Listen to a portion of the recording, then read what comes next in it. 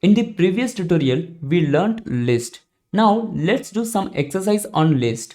I'm creating a variable student and I'm storing 5 subject marks: 56, 78, 98, 34 and 56.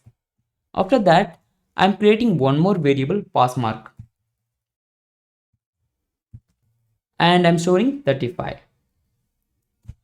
Now what I want to do is I want to find out whether this student got pass mark or not. How to find that?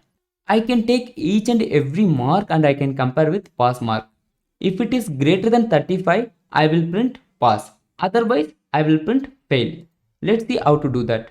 For that, we can use for loop. For mark in student, if mark is greater than pass mark, we want to print pass. Else, we want to print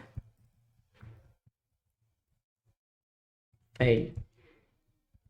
That's it. Now let's save it and now let's run it. We got 3 pass, 1 fail and again pass. Let's see what happens.